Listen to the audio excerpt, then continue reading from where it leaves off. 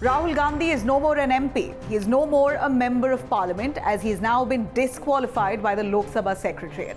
And this big move comes right on the heels of Rahul Gandhi being convicted for 2 years in prison in a 2019 defamation case. This is a maximum of 2 years that the court has awarded Rahul Gandhi for a statement that he made during an election campaign in 2019 in the name of Modi.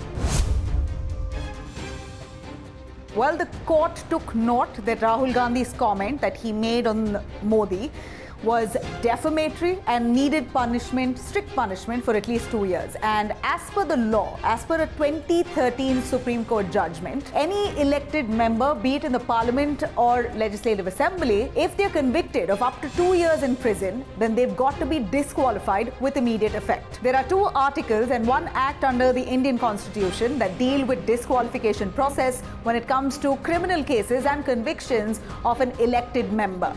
Article 102(1) and 191(1) deal with the disqualification of those members who are found guilty on grounds of having an invalid citizenship, an unsound mind, or holding an office of profit. But Rahul Gandhi hasn't been disqualified under either of these constitutional articles. So which law really got him into trouble here?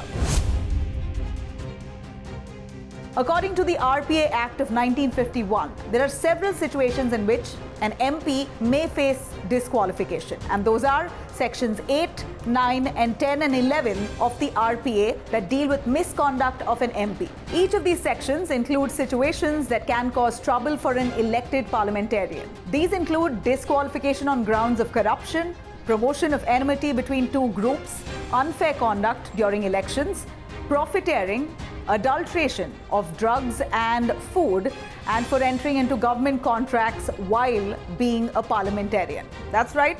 Here are sections to keep our elected representatives also in check.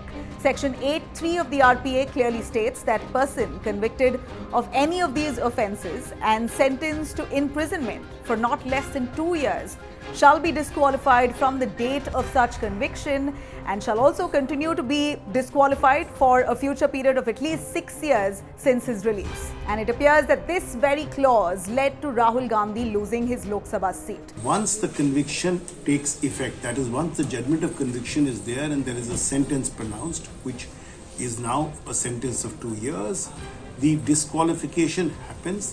The notification is the administrative aspect of it, which is issued by the Lok Sabha Speaker. Rahul's disqualification can only be reversed now if a higher court reverses the Surat court's verdict or if it grants a stay on the conviction. This means that the mere suspension of his jail sentence is not really enough to get him his Lok Sabha seat back again. The first thing that he will have to do is first file a criminal appeal against the conviction and seek a stay of conviction. It is only if he gets a stay of conviction, and that is a matter of discretion of the court, only then will he be able to move to the second step to try and restore his appointment as a member of parliament, as also be able to fight the 2024 election. Rahul Gandhi has been granted bail in this case and a chance to appeal within the next 30 days' time.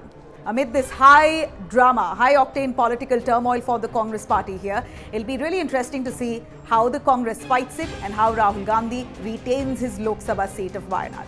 For more informative videos like this, keep watching India Today NewsMo.